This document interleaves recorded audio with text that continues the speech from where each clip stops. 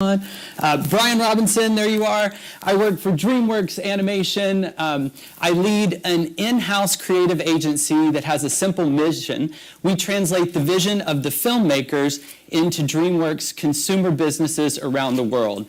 So theme parks, interactive gaming, consumer products, Shrek Adventure on the water, if you've ever seen it before.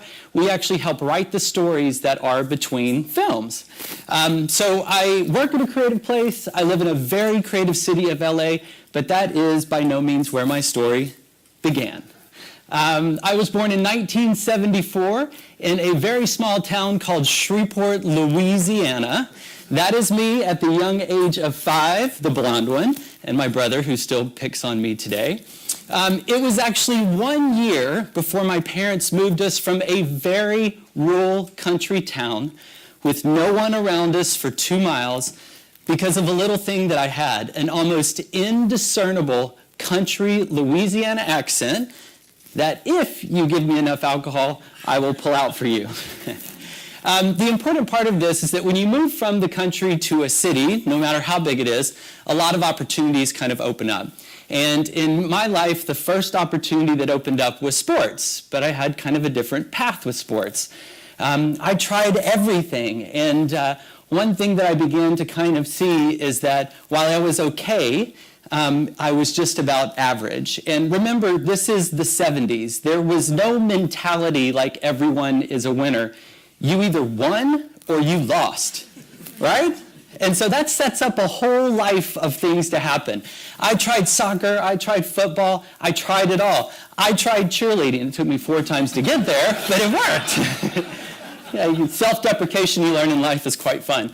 But there's something that kind of happens when you try all these things, when you try cheerleading and you try and you try and you try and you keep up coming, and this one will build for a while because this is the story of my life. Second place, it hurts and it's hard to get up and do it again, but you suddenly do and you don't know why, and you put yourself back out there again and you try and you try. And you get second and second and second and second. I just wanted to win one first place ribbon, and then I told myself I would recycle it for life. It would be like, I got it here, I got it here. It was horseback, it was cheerleading. But this idea of coming in second kind of began to build something, and things started to happen. I ran for vice president of student council. I did not win, I lost, but I volunteered anyway, and I was then placed on the state student council board and then ultimately the national student council board. I tried out for cheerleading, got it, finally, but I wasn't good at competition, so they asked me to coach, and later in life I actually became a coach for the National Cheerleading Association. Yes, that is a thing in America, and yes, it's crazy. A big one, I failed at standardized testing. I just couldn't do it. But I aced my in-person interview at a little school called Medill School of Journalism at Northwestern University and received my master's degree there. And so this theme kept happening. It kept happening. And it has taken me 42 years, that's me right now, to finally understand what it was. And is that people saw in me something that I didn't. And every time that I got knocked out, I showed qualities that they really liked, which were optimism and ultimately resiliency. And we're here to talk about innovation. We're here to talk about the things that make up innovation. And I will tell you, to everything that I've learned in life, it comes down to this. My chakras are overreacting. You hear that? I'm like, oh, I'm nervous. I like it. Loosen up. I might do a backflip in a minute. Anyway, so this thing, what is happening? It's like the worst part of my life was always coming in second, because you would go home and you would self-criticalize everything that was happening about you. But then someone else saw, like, look at that kid. He's back again. Like, he did it again. He's got optimism. He's coming back. He's doing it. So ultimately, I learned a very important lesson, and it's a lesson that is about how I lead. It is, to me, the core value of innovation, and it is the purpose of the speech today, which resiliency actually does something. It fuels courage, and courage opens up imagination. And unbridled imagination is truly the core of innovation. And if you free people up, if you find optimistic people, If you actually tell them to come in second, which we've heard over and over today, you're creating something inside of them that creates resiliency. And it lets them imagine things. It lets them be innovative. All right? Here we go. So that's where it all came from. And now I'm going to tell you how it is applied to actual work. So in 2013, a little sip of water, my chakra. DreamWorks bought a company, a small little company called DAM Company. And DAM Company was out of Copenhagen, and they were the original makers of these little guys called trolls, right there all over the screen. And right about 2013, the filmmakers set out to reimagine this whole idea and story of trolls. Never before in history had someone told the story of trolls, so they kind of went off and did it. And I was charged with this little agency I have to do something very different, which was to capture the zeitgeist of culture. We knew that people in the 70s, 80s, and 90s were freakish about these little guys. They collected them, they spun them, they loved them, they did everything with their hair, you name it. And the core conceit of the idea is that could we seed trolls into the center of pop culture? You might say, why would you do that? There's a very strong reason. We believed that if we could get ourselves back in culture, you have a wave of awareness, you have all this social expression, everything begins to happen, that ultimately when a film opens, people believe the film came from culture and not from a business decision. And there's a lot of purity and an imagination and wonderfulness in that. And so that's what we set off to do. We took everything that I talked about, 42 years of getting knocked the hell out, coming back, fighting back.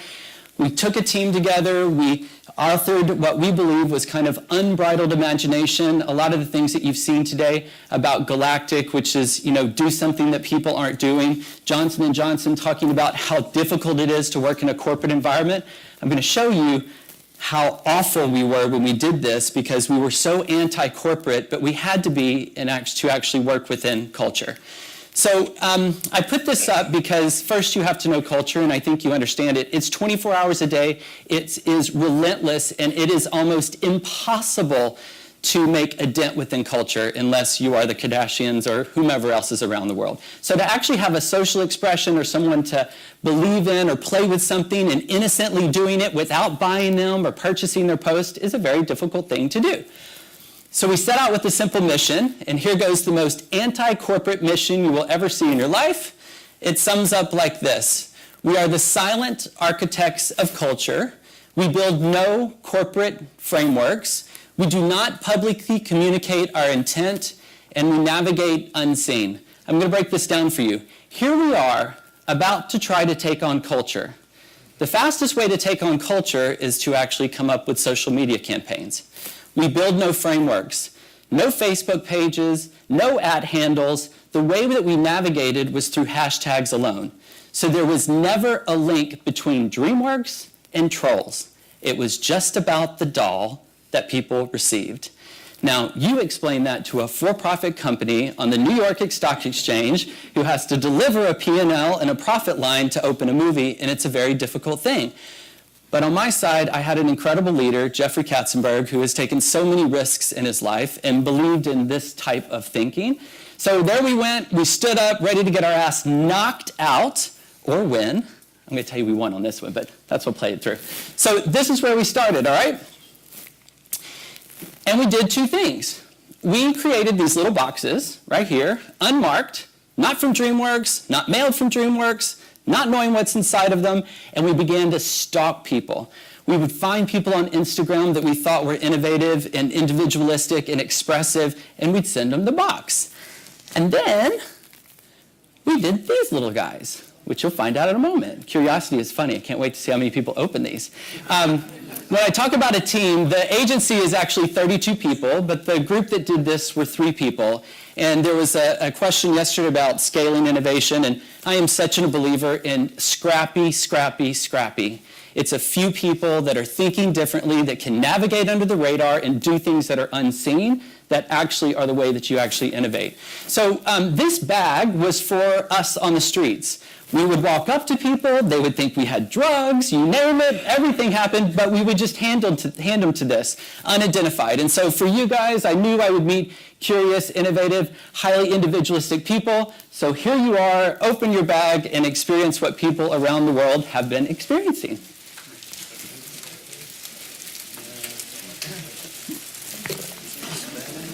So I show you this because this is it, unmarked. No corporate frameworks. You're playing with its hair. You're slightly giddy. You're kind of laughing. You're shooting pictures. You don't know what to do with you. I didn't pay you. I didn't ask you to do it. And I told you nothing about what I was doing. And herein lies the innocence of curiosity and the belief that if you actually give people something to believe in and not place corporate frameworks on top of them, they'll do imaginative things. Okay, you ready? So what happened? All right, here we go. Now, I have never achieved over 107 posts on Instagram. So that's my thing, 107, and it's because I have 3-month-old twins. Before the twins, it was 25 posts. So just know where I'm coming from. So the first thing we do are the Beckerman twins, and we send that little box, and I don't have a box with me, but when you open the box, the whole thing is spray painted pink inside. There's 2 trolls. They have that same thing tied around their neck, and that's it. So the Beckerman twins post, and we got 2,000 posts. We lost our mind. 2,000, 2,000. And then the next hit, 18,000. People are losing their shit, or at least we were. It's only 18,000 posts. And then the big one hit. I mean, this is 66,000 likes, which is, again, we're not paying for this, so you have to put that innocence in your mind. We looked into paying for it. 20,000 a post are some of the cost figures that we were kind of leaking into. So it's happening. Now imagine 3 people navigating unseen. Nobody knows what's going on. They don't have a lot of money. This hits, and then you guys, it took off, and we knew that something started to happen. People were having so much fun in it. We were producing as many boxes as we could. We were in Shanghai, London, New York. We were all over the streets. We almost got arrested because we went to Coachella. The security guards at Coachella took out all of our backpacks, thought we had E inside the trolls, and ripped all their heads off. So there is a point at which you've gone too far, and that would be the point. I'll tell you another part where we went too far. So then what do you do? What do? You replicate, you prototype. Something's working, something's working. So we got a little stockish. Here is the lovely Rihanna in pure green Versace at the iHeart Music Festival. Our little 3 people. Here is the troll we created and sent to her the next day. And she posted on Snapchat, 50 million people.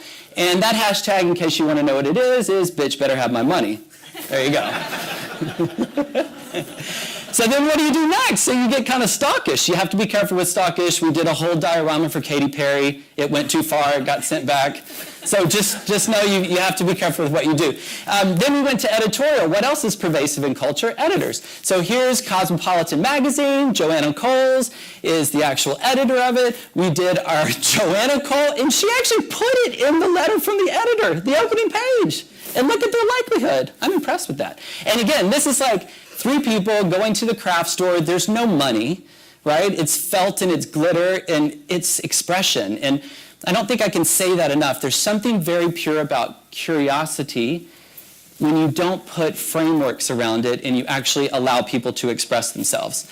Okay, so we're pretty like, yeah, we're doing it, right? And remember, all we're trying to do is get culture to start kind of taking on. So I'm going to tell you one of the happiest days of my life. Here we go. We're 6 months into this. Is anybody in retail? No retail crowd? Okay, I hope you'll get this. There is a wee little trend service called WGSN. It is a global trend service that every retailer in the world uses to forecast what's coming 2 years out. Color, pattern, all of it. So I show you this because WGSN put trolls, what? Did I give one to somebody on the street? On the cover of their Spring/Summer 2016 trend report. Now let's go back in time. It's 2014. The movie comes out right now, and we just got on the cover, and not only on the cover, into 2 pages of the WGSN trend report. And we were like, holy shit, all right? 3 months later, another trend guide, Toby, comes out, and we're on the inside cover. And we had first gotten the feeling of like, it's happening, because two things are occurring here. One, through Instagram and handing out, you naturally come into culture. And then when you get into reports like this, you're actually in the business of trend. And so we kind of hit it from both sides. It was just an amazing feeling. We're still out there giving them away. All right, so now let's move on. MAC Cosmetics? Does everybody know MAC? All right. So all of this work led to this little ditty. Our trolls became the cover girls for MAC Cosmetics, and I'll show you the little video that took off around the world.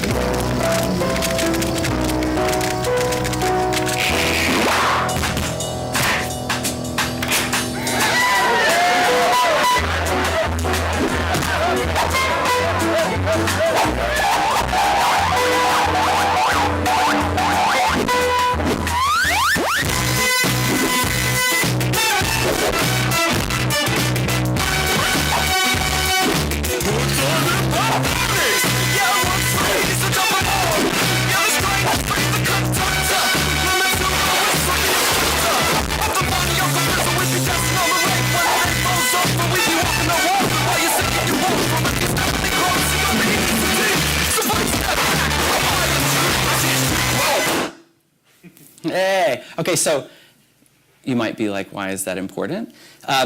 Because in a relationship like that, Mac actually pays us. So Mac came to Trolls and paid a % licensing fee on all sales around the world. Not a promotional deal, but them actually wanting Trolls to be the face. And so if you go back to a 3-member team that was scrappy as hell, that was ready to get knocked out, that tried something that was very anti-business, it works, and then suddenly they're getting paid by the largest or most fashionable cosmetic business in the world to actually use their Trolls. So it felt wonderful and amazing. We feel like we have created this tidal wave of everything that's about to happen.